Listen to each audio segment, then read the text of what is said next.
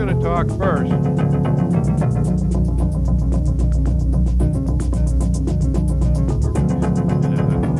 Can I look at you when I'm talking? Yeah, I'm talking. Can I look at you while Yeah, no, we just talk to each other. Oh, good. Yeah. Except I'm going to talk. You know, as long as you like. Be happy to hear you. Delighted. All right, good evening. Welcome to Dead Air Live. My name is Charlie Tesh. Tonight we have kind of an improv show. We had scheduled something else that was going to be an exercise for elderly people show, but the person doing the show hurt his back this afternoon, so I don't know if that's a bad omen for the show when we get around to doing it. But Well, we wouldn't be here. we wouldn't be here without it. Looking at each other. I've known you for 20 years. This is the first time I've really looked. Well, let me introduce you before we get started then. So tonight we're just going to talk about words, basically. And my guest tonight is Michael Coran, who's a longtime friend of the show.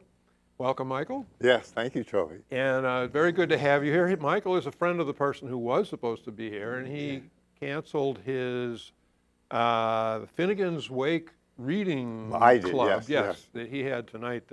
Yes.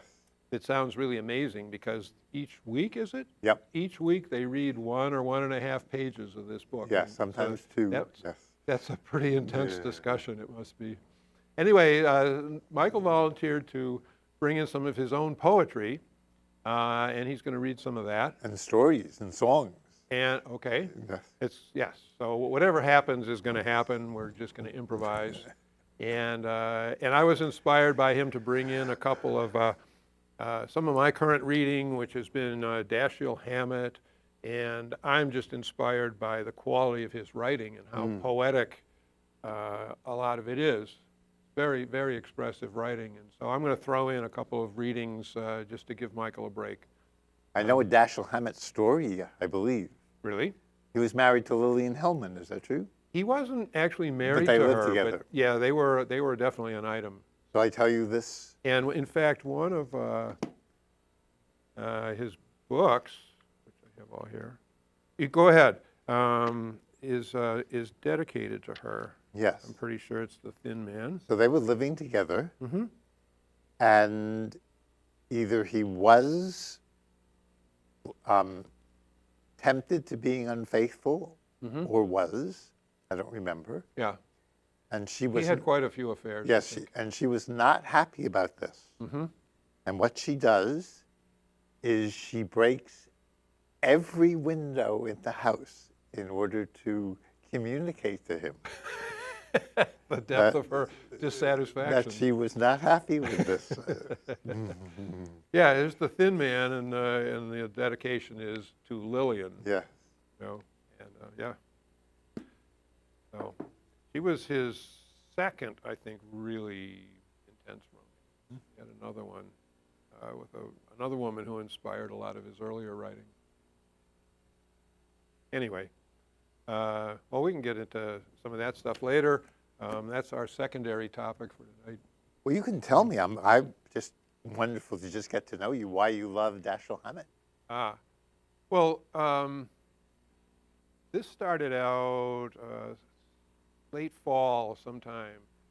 You know, I mean, because he wrote The Maltese Falcon, and he wrote The Thin Man, which a lot of at least baby boomers are really familiar with. And people who like old movies, they're, real classics. Humphrey Bogart and Sidney Greenstreet and Peter Lorre and all are in The Maltese Falcon, and it's really a marvelous film. And anyway, he wrote that, and he wrote like. Did he write the screenplay too, or do you know that? You know, for the Maltese Falcon, the screenplay was actually done by Raymond Chandler. Wow. Raymond Chandler was a late contemporary, say, of Hammett, because Hammett had already established kind of this genre of writing, and then Chandler came along and picked up on that and did a lot of it his own way. He probably is most famous for having written Sleep, another movie starring Humphrey Bogart, Lauren Bacall. And so he was, inspired by Hammett and kind of picked up that style and then worked it, you know, his own way. But yeah, so he was very much involved in, yeah. And the two of them related to each other. There was I can't quite remember the name of the magazine now. It was Black Ghost or the Black something, was a like maybe a monthly journal of fiction, crime fiction and stuff. And Hammett had written a lot of stuff for that, and then Chandler started to write for that. I think they met through that magazine. Yes, I fortunately know nothing about the movies or the writing, so I'm. Well, so to get back to your question, actually, I was, you know, aware of that, right, of those films and stuff, and I had been reading, you know, a bunch of other crime novel stuff. And why stuff, do you know? like reading? Why do I like that? Yes. Oh, I like the intrigue, and I like the kind of out of boundness of the characters, you know, and the things that happen. I mean, they're and stuff breaking like the that. usual Yes. ways that Yes. people behave. Yep. And so I was thinking, you know, I haven't actually read any of. I knew who Hammett was, and I knew who Chandler was, and all that, but I hadn't actually read any of their stuff. And I commented to my friend Joyce that, you know, I would really like to read some of that stuff. I should do it, you know, because of who they were and their position. You know, I mean, in history and all that, there must be something to it. And the movies that have come from them are really good. So she bought me this set for Christmas. It's beautiful too. And you can show the audience perhaps. well, they're just books, you know. It's a beautiful. This one, book, yeah. This one has all 5 of his novels, Yes. complete novels in it. It's only 966 pages. And small print too. Oh, yes, yeah, it's small print. Yes. Yep. And this one has a whole lot of his short stories. And then I recently just bought another one that has more of his short stories, even earlier stuff. And some of the stories are really fantastic. There's one, I think I'm going to read a little bit from it. It's called Nightmare Town. Yes, I would love to hear it. And that one is about this guy in a drunken sort of stupor, you know, crashes into this town, you know, and doesn't really realize where he is. But anyway, there he is. And he just starts hanging out there and trying to, you know, find things to do and get to know people and stuff. Well, it turns out that the entire town is a scam. It's been set up by a bunch of gangsters. And they got their friends, like, from all over the country to come and live there and create fake businesses and stuff like that, and a lot of fake people who were employees. And then these people they had insurance on everybody and all of the businesses and everything like that. And then people would just would have accidents and die and stuff like that, you know. But they were never even there. They were imaginary people. And they collectible money from the insurance. And they collect money. Wow. You know? Yeah, so the entire town in the middle of the desert is, you know, Yes. it claims to have, you know, one business there, you know. But, yeah, the entire town is a scam. And they are very cautious about strangers. To say the least. You know, and there he is, you know, he just drops into the middle of it and has no idea. Yes. And, you know, a lot of horrible things happen, and he gradually sorts out what's going on. Anyway, we'll get back to that. But, yeah, it was a tremendous gift and really, really a lot of fun to read because, like I said, the language is so good, the writing is so good. It's like Joyce said, after you read some of these and you go back to reading sort of contemporary crime fiction stuff, you know, it's like, gee, this is really kind of pale and thin, you know. Yeah, well, you make me want to both read it, and I have not seen any of the movies, which is in some ways wonderful. I'm looking forward to seeing all 3 now, inspired by you. I don't read much of this, and one of my favorite poets tried to understand why people like crime. This is what he came up with, Auden.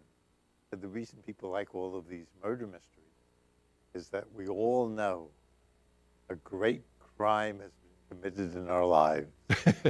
But we have no idea what the crime was or who did it. So in that sense, I'm looking forward Yeah. to seeing the movies at least, and probably reading at least one of the short stories. I think another dimension to that is that we all have these thoughts of crimes that we would like to commit, of offenses that have been done to us either personally or to the society that we live Yes. in, and I mean, I can think of a lot of people that I think would be better off, that our society would be better off if they were in prison or perhaps dead, who are out there running around, running amok, really, with all of their power and money, doing really terrible things to us. Sounds like a Twilight Zone, though. Well, a little bit. They go like they were trying. I remember when they were trying to stop the assassination of Lincoln. Oh, yeah. And when you get back in there, you can make things even worse when you. So it's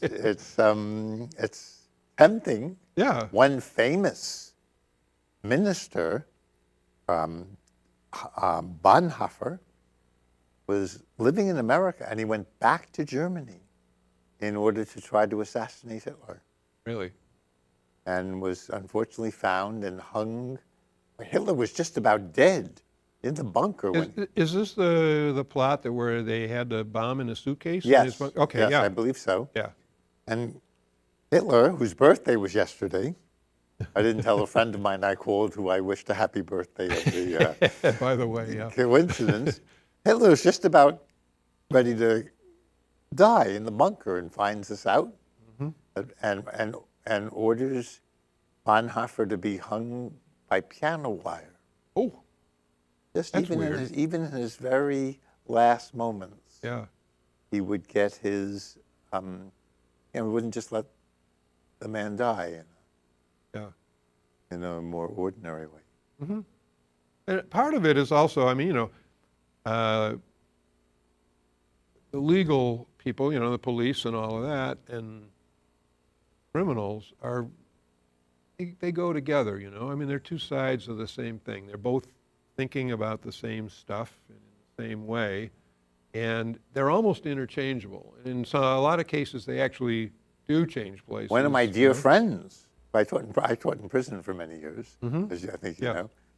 One of my dear friends was a state trooper, but he was paid very little, and decided the other side of the law was way more lucrative, Yeah. and so he started robbing armored vehicles, Okay. and was quite successful because he understood. Yeah. How how all the- loading worked. But there was one key moment. We could write a story about this. He might. He's writing a memoir now. Okay. And he wrote, his novel was on the cover of Boston Globe magazine. So I'm very proud that my student is, I think I could even say his name, Rick Marinick. That sounds And familiar. a little bit. his first novel was called Boyos, about the Irish Mafia. And he knew Whitey Bulger, Okay. who didn't mess with him because he had his brother in a tight-knit group. And so Whitey knew, according to Rick, that if you killed one, they would get That you. was all of them. So that cohesiveness helped. I think everybody, maybe not everyone, but a lot of people still enjoy the crime stories because of the challenge of figuring out, imagining yourself doing it and thinking about how you would do it. Yeah, I like the big ones, the Crime and Punishment. that. Brothers Karamazov is a huge murder mystery. Yeah. The father is killed. I never read that one. Yeah, those are more my. I read Crime and Punishment. Yes, well, I'm gonna try though. This is a different kind of genre. Yeah. But that's yes, he used that, the very interest in crime. He was also in prison for 8 years himself, and used the interest in crime to try to write, very powerful, moving literature, asking very great questions. If there's a God, why all this horror? One of his characters. That's a pretty tough question. One of his characters says, there could be a God, I don't care, but I don't like his world. Huh? Whatever he did, whatever justification, the world, he had stories of children who were suffering. So he says, I refuse the ticket that was given to me when I was given life, because this world, even if there is a God, there's no justification for the suffering that we have here. Yeah. Well, especially if there's a God. Maybe If it's there's maybe no God, especially, yes. If there's no God, then you can't Blame you somebody. can't blame any. Yeah, exactly. And You know, in the there's no same way, responsibility for it. yes. It's just what is. That's why I like God, because you could blame. In the Jewish tradition, you could argue Israel means to wrestle with God. Israel means to wrestle with God? Yes. Really? There's a famous Jewish story. Maybe you can put these in a new crime now, where 9 rabbis are arguing with one rabbi about the interpretation of the Bible. And the one rabbi against the 9 says, if I'm right, let God strike this mountain with lightning right now. And lightning strikes. And the other rabbis say, okay, 9-2. I think it's good to have a sense of humor about God. Yes, God may be one of the characters. That would be interesting. Well, I mean, in some ways, the Bible is that God's walking around in Eden. Says, what did you do? I mean, he's this amazing character. Okay, you guys, these beautiful 2, young teenagers, Adam and Eve. Yeah. And putting them in this beautiful garden. And he says, you see that beautiful tree, that delicious tree with the wonderful fruit on it? It's right in the middle. And God's saying this? Yes, he said this is in Genesis. And I'll be gone for 3 hours, and you can do anything you want except don't touch don't eat from the tree. And he knows they're going to do that. And that's the first, maybe not even a great murder, but it's captured the imagination. Yeah. And so of course they do that. And Yeah. one way of interpreting it is, which makes it more interesting, is he wanted them to disobey. Yeah. Because that's the only way we can be free. So we had to break the law, maybe like you would say. We had to break the law in order to be free. Yeah. Well, that's what freedom means, isn't it? That's brave to say. Well, freedom is to be free. Freedom means we choose and responsible, even what laws we want to obey and what we don't, right? If you're free, you can do whatever you want to do, right? And pay the consequences. Yeah, whatever. Those are very dangerous words to say. Well, there's the desire for freedom, and then there's a lot of other desires that you might have too. Yes. No, I mean, which are in conflict with a lot of your impulses. How to use right? how to use our freedom well. Yeah. I mean, learning impulse control is like an important thing of growing up, as every parent knows. In that great murder mystery, we're going to get to Hammett soon, the Brothers Karamazov. Yeah. There's a moving scene. It's called The Grand Inquisitor Story, by the same guy that said I refused my ticket. And he has the Grand Inquisitor burning heretics in Spain. Okay. In around 1492. Yeah. Because that, by the way, is when Spain got together with Ferdinand and Isabella and sent out Columbus. They also said any Jews or Muslims have to convert, leave, or die. Right. Difficult. Yeah. Difficult. And so in this story, they're burning people to save their souls, of course. Yeah, yeah. Right. And we had to destroy the village in order to save it. yeah, and he has Jesus come. And in all this fire, and the Grand Inquisitor says, why did you show up? Who asked you to come? You wanted people to be free. I once believed that. Let's all be free. And don't you see what people will do when they're free? You don't like humanity at all. Get out of here. And Jesus has no answer. All he can do is give the old, dry-lipped Grand Inquisitor a kiss on the cheek and leave. Whose story was that? This is same story, Brothers Oh, this Karamazov. is Karamazov. Yes, this is Dostoevsky. Whether that is an introduction, it's going to be hard. You're going to now read for us. I thought you were going to read for us. Oh. I can. I can tell you, I wanted to tell you a story of how I started writing my first song, if I may. Excellent. So a friend of mine is visiting an old University of Chicago friend when we were in graduate school, is visiting me after 45 years. I have not seen him. And he comes with his new wife He has 2 children, and he's a professor emeritus. And I'm teaching adult education. I don't have children. I'm not married. I'm living in 2 rooms. And I'm feeling, and he really loves me. He's more than I even him. He really remembered me with great affection. And I'm shaking when he's there because I'm feeling very comparative. Yeah. And I go tell my friend Dr. Tune-Up. Dr. Tune-Up. Dr. Tune-Up will come to your house. He lives in Cambridge. Will come to your house and tune up your car. Okay.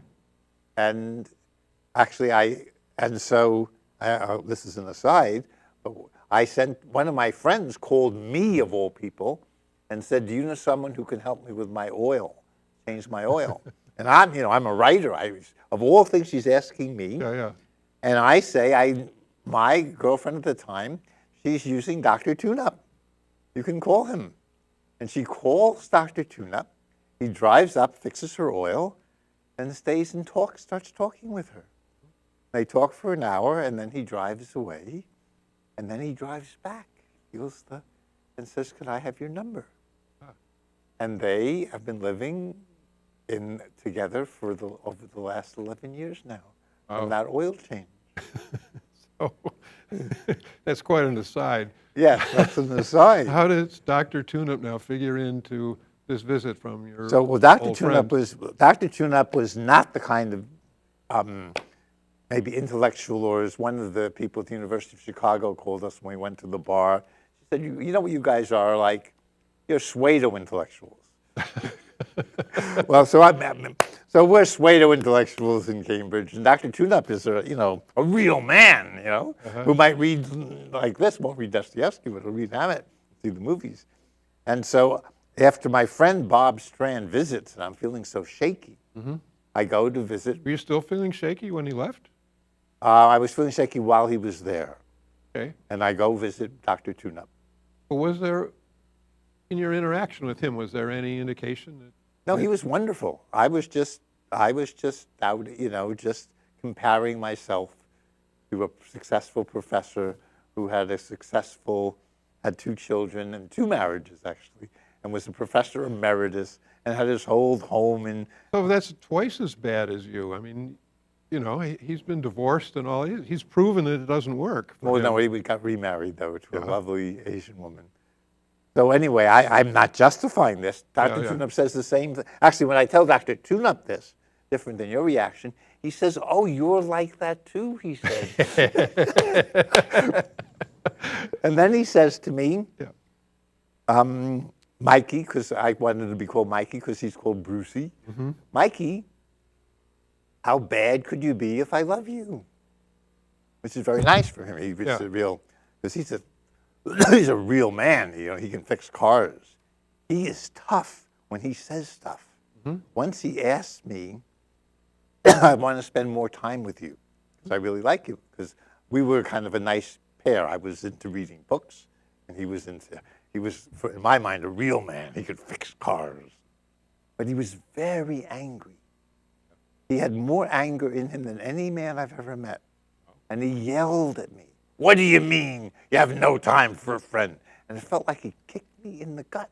It was such a strong, but I stuck to it. I'm sorry, I have to read and write my poetry. And and he left. He was very angry, but I still appreciated someone who could speak with that power and energy.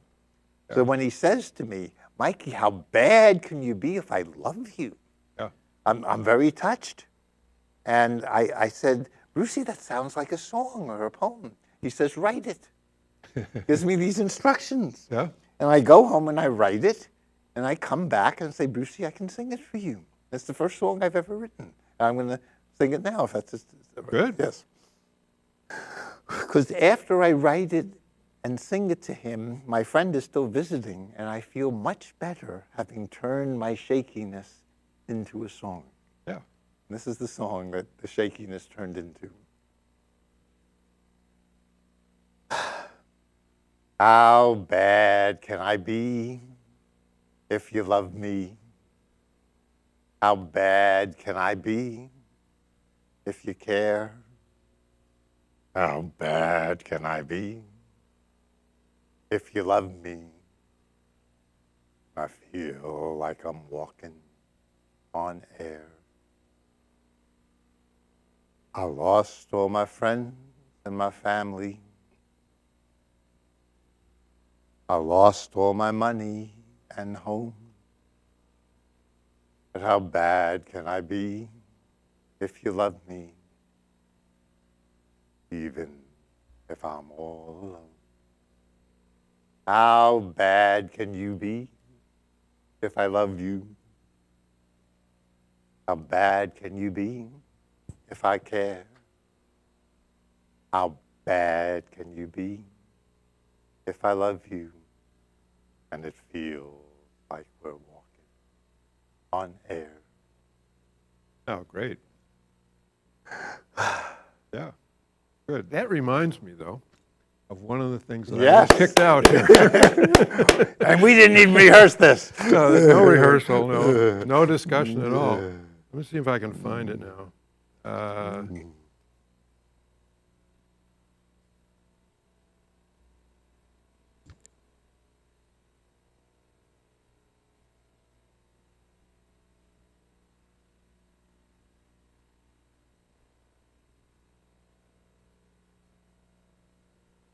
Yeah. Okay. So this is, I'm going to read about age. Thank you so much. My first little more exposure to age. Dashiell Hammett's writing. I haven't had time to rehearse the reading, so I just. All right. So this is, the name of this story is The Assistant Murderer. This is from chapter 1, The Man in Gray. Oh, so I just wanted to say, though, that I really enjoy reading like the first sentence or two of any book or story or something like that, you know. It kind of gives you a feel for what the whole thing is going to be like. I often do that if I pick up a book and I'm thinking I might want to read it, you know, do that. Or else I'll just like turn to any random page in the middle. Yes, I like just doing that myself. Start reading and see if it grabs you or not. Yes. But anyway, all right, so let me give this a go here. Gold on the door, edged with black, said, Alexander Rush, Private Detective. Inside, an ugly man sat tilted back in a chair, his feet on a yellow desk. The office was in no way lovely. Its furnishings were few and old, with the shabby age of second-handom. A shredding square of dun carpet covered the floor. On one buff wall hung a framed certificate that licensed Alexander Rush to pursue the calling of private detective in the city of Baltimore in accordance with certain red-numbered regulations. A map of the city hung on another wall. Beneath the map, a frail bookcase, small as it was, gaped emptily around its contents. A yellowish-gray railway guide, a smaller hotel directory, and street and telephone directories for Baltimore, Washington, and Philadelphia. An insecure oaken clothes tree held up a black derby and a black overcoat beside a white sink in one corner. The 4 chairs in the room were unrelated to one another in everything except age. The desk's scarred top held, in addition to the proprietor's feet, a telephone, a black clotted inkwell, a disarray of papers having generally to do with criminals who had escaped from one prison or another, and a grayish ashtray that held as much ash and as many black cigar stumps as a tray of its size could expect to hold. An ugly office. The proprietor was uglier. His head was squatly pear-shaped, excessively heavy, wide, blunt at the jaw. It narrowed as it rose to the close-cropped, erect, grizzled hair that sprouted above a low, slanting forehead. His complexion was of a rich, darkish red, his skin tough in texture and rounded over thick cushions of fat. These fundamental inelegancies were by no means all his ugliness. Things had been done to his features. One way you looked at his nose, you said it was crooked. Another way, he said it could not be crooked. It had no shape at all. Whatever your opinion of its form, you could not deny its color. Veins had been broken to pencil its already florid surface with brilliant red stars and curls and puzzling scrawls that looked as if they must have some secret meanings. His lips were thick, tough-skinned. Between them showed the brassy glint of 2 solid rows of gold teeth. The lower row lapping the upper, so undershot was the bulging jaw. His eyes, small, deep-set, and pale blue of iris, were bloodshot to a degree that made you think he had a heavy cold. His ears accounted for some of his earlier years. They were the thickened, twisted cauliflower ears of the pugilist. A man of 40-something, ugly, sitting tilted back in his chair, feet on desk. I'm going to stop That was with wonderful. that little bit, but I want to go forward Sure. because this is what reminded me of I what loved you were it. saying. But I loved it because he was having fun describing this. This is like Yeah. the main character of this story, Yeah. who it turns out is actually a very, easygoing, friendly Wow. guy. But But I love the writing. He was having so much fun describing the room and the ugliness of the person. so that just one more paragraph about him then. There was kindliness in Alec Rush's smile, and it was not easily resisted. True, his smile was a horrible grimace out of a nightmare, but that was its charm. When your gentleman acquaintance man smiles, there is small gain. His smile expresses little more than his reposed face. But when Alec Rush distorted his ogre's mask so that jovial friendliness peeped incongruously from his savage red eyes, from his brutal metal-studded mouth, then that was a heartening, a winning thing. This is very beautiful. Yes. Why? So you can see why I kind of like that writing. Why? Yeah. A lot of fun. And yeah, it goes on and on how he's out there helping people. Yeah, doing good things. I can see why you love him. Yeah. I do too now. What a gift to us. Thank you, Q, for hurting your back and not coming tonight. So, Michael, how about a poem of yours? Oh, it's a hard act to well. Well, no. I will 'cause try. Let's see. But yours is real poetry, and this is. No, that has a poet. That's very beautiful writing.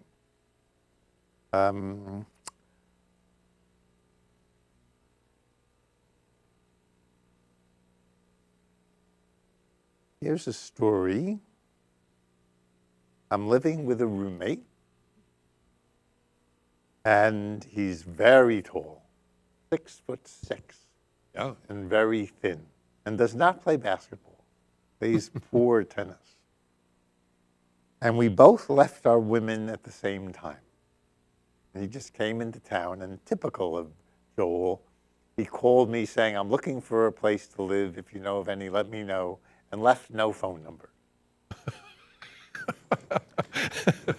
And this is my Joel. We had been roommates once before, and before we got involved with these women. And I fortunately knew a friend of his and called and got to get the number, and we move into a place in North Cambridge. And I love Joel. I'm 20 years older than him, and he can do most anything. And when you love someone, you love them. He had a dog, Sally. He says, "Sally eats everything, so just be aware of that." And the next day, I discovered my shoes are eaten. Oh. And I said, "I didn't realize anything meant shoes." And Joel, in typical fashion, says, "What does anything mean but anything?" And I can live with that. They're shoes. And so I'm really happy because we're both broken up a bit. I had left the marriage, Okay. and there's just unfortunately one thing I can't accept. Joel leaves pizza boxes on the stove. Okay. Is that a problem because of the kind of messiness of it, No, or I'm because it's a messiness I can fire have hazard? because it's a fire hazard. Okay. My father was a fireman. Oh, So I can't handle, I could accept everything, but I didn't want, for him too, let alone me, yeah, to burn us. I mean, there's pizza boxes on the stove. yeah. You could burn Yeah. down the house easily. So I have to tell Joel. I don't like telling Joel most things. Joel's tough, Dr. Tune-Up. And I tell Joel, there's pizza. I can't, Joel, my father's a fireman. You can't leave pizza boxes on the stove. You'll burn us. He says, Mike, I have a story to tell you. I'm 6 years old. I'm in the first grade. The principal comes into the classroom and tells me I have to go home. Right in the beginning of the class. I get to the door. I open the door. My mother slaps me in the face, takes me by the ear to the kitchen sink and says, you didn't clean your breakfast bowl. Oh, boy. So he says, Mike, don't tell me about what's going on in the kitchen. So he's just in rebellion against his mother all these years Especially later. that, especially don't tell. And I say, but Joel, you can burn the house down. You could. Yeah. He says to me, I don't know what words we can use in Somerville TV, but he says to me, we'll Yeah. say, go love yourself. We can Yeah, say yeah. that. I'm translating. Yeah. Love you. And I, unfortunately, because my father's a fireman, have to say, Joel, you can't leave paper goods on the stove. No paper on the stove. He says, go love yourself. So this is not conducive. We were both giving each other lots of solace after we left our women. Yeah. And he comes to me late in the evening and says, Mike, I love you. The only time he's ever said that, because we were guys earlier than nowadays. Yeah. But I'm leaving tomorrow. I'm moving out. Well, we like to play chess together. And so I say, okay, before you go tonight, now let's play a game of chess. And we have a timer, but we wanted it to be like 2 hours each. And I say, if I win, I can ask for you what I want. And if you win, you can ask of me what we want. So we're playing chess. And I feel, because I know what I'm going to ask him, I'm playing for our friendship. Uh-huh. And we're playing and playing and playing and about when I'm about. What if he wins, are you thinking? I don't know. I'm not even there. I'm Okay. just so broken up that he's going to be leaving. Yeah. So whatever he asks me, I don't care. And then about 5 minutes before my 2 hours are up, I take my queen, put it in front of his king, and say, mate. I win. And then I said, Joel, this is what I want. For the rest of our lives, I can say, paper on the stove. You're not allowed to tell me to go love myself. And I jump up, and I start jumping up and say, paper on the stove, paper on the stove. And he says, all righty, I'll stay. So that was really, really, thank God my father taught me how to play chess. So there's a song which I sang at my friend Patrick Crowley's wedding that I go along with this. It's the first poem in my book, Verse the Better, a poem for each day of the year. And I send this. We had that on the show at an earlier time. Yes, and I send this song to people when I have I send poems out to people every day. And so when people say they want it, I send this song and poem the first day. And then I want to hear more about Dashiell Hammett. You can segue in somehow, as you did beautifully last time. I would sing this to Joel and to all the people I have difficulty getting along with, that I love. If you ever need a friend who will love you through the end, I'm your friend through the end. I'm your friend. If you ever need love that fits you like a glove, I'm your love, like a glove. I'm your love. If you fly to the sky, I will fly nearby. If you fall from the sky, I will glide by your side. So wherever we go, even when we're like foes, I'm your friend, loving friend, through. Nice. I think you left that on my phone machine once. Oh, yes? Oh, good. Or maybe you heard it on my answering machine. Yes. Or maybe I said it. Yes, good. Yeah, well, Did I say that to you? I Well, can't remember now for sure. I think you heard it. I might have heard it on your I don't answering think I machine. said, but now I know you better. Now I could do this. Somehow, we're meeting now. You've heard of strangers on the train? Do you know someone you've known for 20 years and you've never really spent one half a minute looking at their face? That's Charlie and I. Now you're exaggerating. Yeah. See, there are a lot of encounters like that in Hammett's writing. I think I didn't even bookmark. Including Hammond and Lillian Hellman when she breaks all the... Yeah. It's pretty common that people are enemies in some sense. He's kind of friends with a lot of criminals.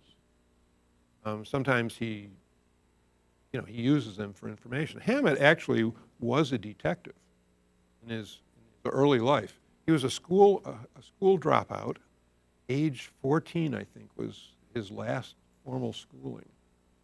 And he got a job with the Pinkerton Detective Agency and worked for them for, a bunch of years. So he learned totally from the inside out all the detective business. And he quit working for them because, as you probably know, the Pinkertons were involved in a lot of strike-breaking activities, and hence part of the labor organizing movement. People would go on strike, and then the employers would bring in the Pinkerton Agency, and they were like a private military. They would come in and break up the strike. They often killed a lot of people, and he just couldn't stomach that at all. So he left there. Anyway, but so he recognized, obviously, the value of having contacts in the criminal community because, if something was going on, he could find out from other people. Other people who were in position to know. I think we're well in control here. It's 8:44, so we've got a total of 11 more. All right, well, I'm going to skip that because I want to read. There's one thing I want to read while I have the chance. Actually, in this one. This is, and it's not even the first, it's not even the very start of a story, but this is, I'm thinking of descriptive language and stuff. This is a description of the Fat Man, who is one of the major characters in the Maltese Falcon. The Fat Man and this other crew of people have been traveling around the world. And you don't know the story at all. No, right? not at all. In search of a possibly mythical figure, which is a statuette of a falcon that's completely encrusted with gold and jewels especially, the whole thing. And then it's been, it existed at some time, and then, different things happened, and it disappeared, and it reappeared here and there, and stuff. And they've been trying to track it around the world and trying to find it and get it, and they think they've finally got their hands on it. And this is Sidney Greenstreet is playing the Fat Man, who is a really droll, clever, very talkative. Now, how would they get it from? If someone owned it, wouldn't they know it was very valuable, or would they be? Yeah. They'd have to steal it from them, or? Yes. Oh. Yes.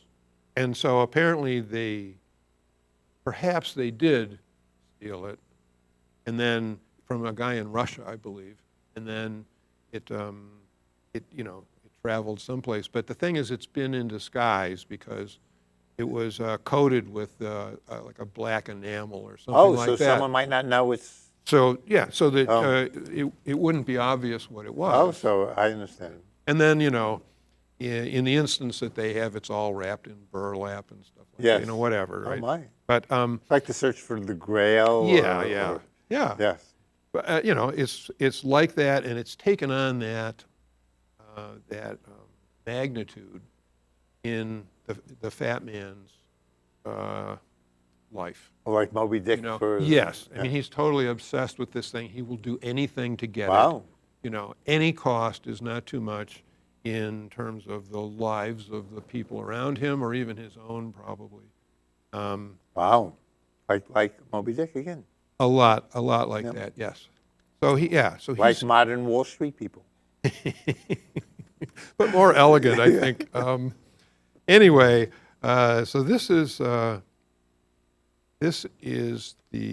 introduction. This is when we first meet him in the story.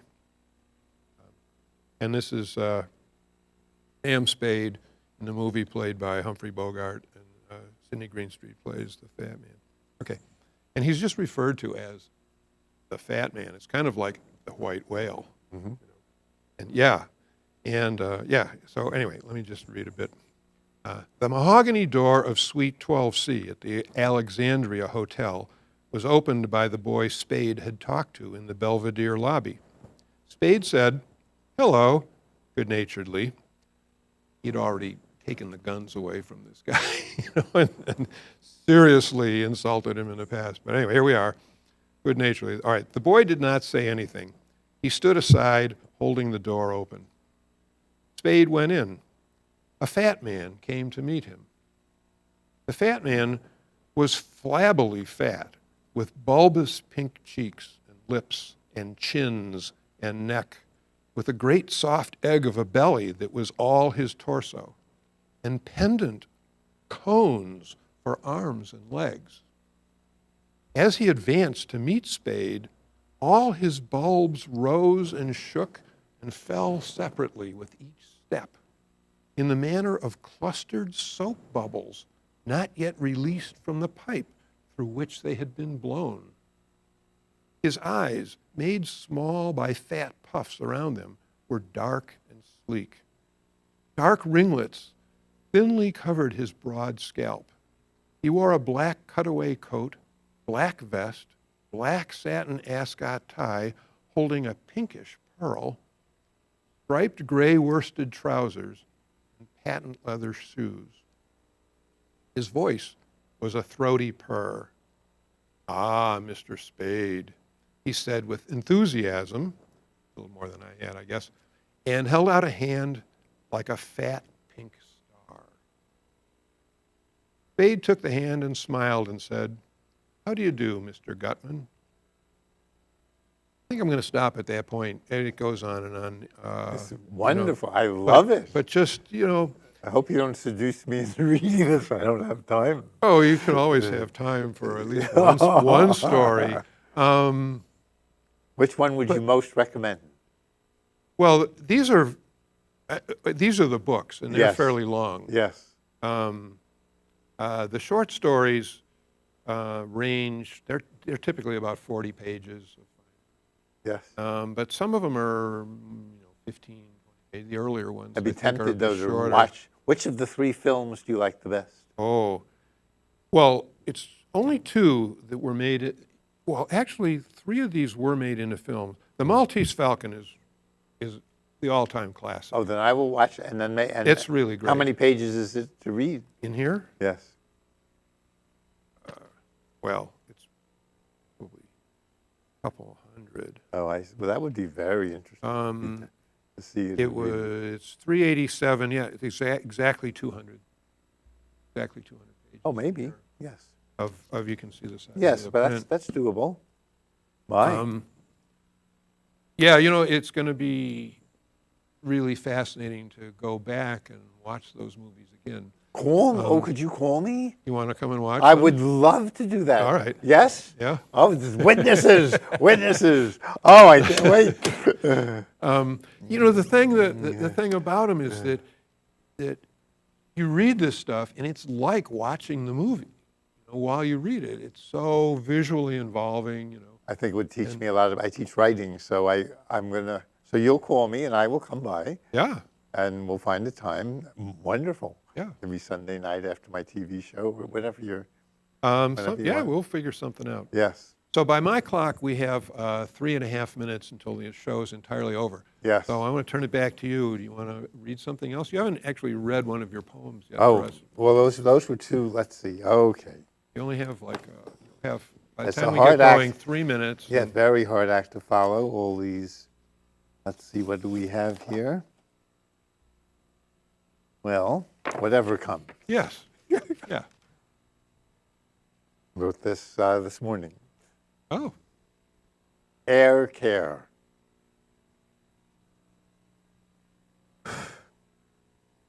Breathing you in through me, and I through you. Sing us to share earthly airs. I do it one more time? Sure. And that maybe we've been doing this. I think so. Yeah. Well, we all have in us, you know, molecules from Einstein, you Yes, know, and all yes. of that stuff. So. And we've been doing this for an hour now. Air care. Or I'm asking the air to care. Air care. Breathing you in through me. Then I through you, to our audience. Sing us to share earthly airs, which is Dashiell Hammett, very earthly airs. And you didn't even know we were going to do this show when you wrote that. No. That's great. Well, this has been pretty amazing. I've loved it. I'm so glad. Thank Yeah. you, Henry Olivares, who's going to be doing another show for you in a month or so. Well, and then you're coming back to do another one also. Or maybe we were supposed to do it together, but he might want to. We'll see what he wants. Well, we have 2 planned, right? We had tonight's, Yes? and then we have another one with you And him. right? But he might want to Well, he might. do what he had planned to do tonight. We'll see. Oh, there's room in our schedule. Wow. That'd be good. Maybe I should just say something about our group while we're Yes, while it's we're a wonderful here. group. Yes. Yeah, you've been associated with us for how long? 20 years? Yes, Is it 20 really? years, yes. That's amazing because I remember, I believe the first show that we did with you was one about getting out of prison. That was, yes, it might have been one. That won an award for here as the best, in a certain genre, the best socially concerned show of the year. Yeah, no, I'll never forget that show. That was really great. You had these guys who had been in prison. I made one mistake in that show. Oh? There was a guy we had people who came out of prison on that show. Yeah. And we had one guy who said, discussing his crime, I was in this bar, and I had this gun, and it just went off, and I killed somebody. And I didn't ask him, what do you mean it just went off? That's a very important question. Well, I don't think you needed to. Yeah. I felt I had let down the society. No, that was a great show, and people could try to figure that out for themselves. So in our last 5 seconds, I'll just say thank you for coming on our thank show, you. Michael, Oh. and good night, everyone. Good night. Thank you. Wow, that was